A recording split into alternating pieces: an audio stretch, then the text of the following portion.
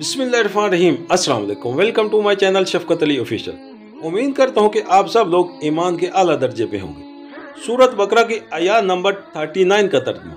और जो उसको कबूल करने से इनकार करेंगे और हमारी आयत को झुटलाएंगे वो आग में जाने वाले लोग हैं जहाँ वो हमेशा रहेंगे। सूरत बकरा हाशिया नंबर 54। आयत जमा है। आयत की असल मानी इस निशानी या अलामत के हैं जो किसी चीज की तरफ रहनुमाई करे। कुरान मजीद में ये लफ्ज़ 4 मुख्तलिफ मानों में आया है। कई इससे मुराद माज अलामत या निशानी ही है। कई असारे कायनात को अल्लाह ताला की आयत कहा गया है क्योंकि मुज़हिर कुदरत में से हर चीज उस हकीकत की तरफ इशारा कर रही है जो उस ज़हरी पर्दे के पीछे मस्तूर है। कई उन मुअजिज़ात को आयत कहा गया है जो अंबिया कराम लेकर आते थे क्योंकि ये मुअजिज़े दरअसल उस बात की अलामत होते हैं कि ये लोग फरमारवा कायनात के नुमाइंदे हैं। कई किताब अल्लाह के फ़कीरों को आयत कहा गया है क्योंकि वो ना सिर्फ हक और सदाकत की तरफ रहनुमाई करते हैं बल्कि फिल हकीकत अल्लाह ताला की तरफ से जो भी किताब आती है उसके मज़ामीन ही में नहीं, उसके अल्फाज और अंदाज़े बयां और तर्ज इबादत तक में उसके जलीलुल कदर मुनसिब की शख्सियत के असर नुमाया तौर पर महसूस होते हैं। हर जगह इबादत के सियाको सबक से बआसानी मालूम हो जाता है कि कहाँ आयत का लफ्ज़ किस मानी में आता है। सूरत बकरा हाशिया नंबर 55।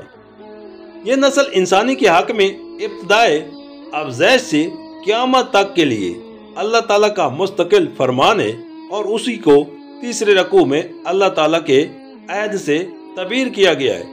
इंसान का काम खुद रास्ता तजवीज़ करना नहीं है बल्कि बंदा और खलीफा होने की दुगना हसीतों के लिहाज से वो उस पर ममूर है कि उस रास्ते की पैरवी करे जो उसका रब उसके लिए तजवीज़ करे। और उस रास्ते के मालूम होने की दो ही सूरतें हैं, या तो किसी इंसान के पास बराह रास्त अल्लाह ताला की तरफ से वही आए या फिर वो उस इंसान का इत्तबा करे जिसके पास वही आई हो। कोई तीसरी सूरत ये मालूम होने की नहीं है कि रब की रजा किस राह में है।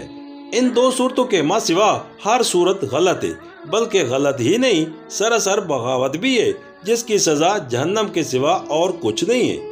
कुरान मजीद में हजरत आदम अलैहिस्सलाम की पैदाइश और नूह इंसान की इब्तदा का यह किस्सा 7 मकामात पर आया है, जिनमें से पहला मकाम ये है और बाकी मकामात हस्बिज है। सूरत अल-अराफ रकू नंबर 2, सूरत अल-हिजर रकू नंबर 3, सूरत बनी इसराइल रकू नंबर 7, सूरत अल-कैफ रकू नंबर 7, सूरत तहा रकू नंबर 7, सूरत सुआद रकू नंबर 5। बाइबल की किताब पैदाइश बाब अवल दोम सोम में भी ये किस्सा बयान हुआ है, लेकिन दोनों का मुकाबला करने से हर शैब नज़र इंसान महसूस कर सकता है कि दोनों किताबों में क्या फ़र्क है।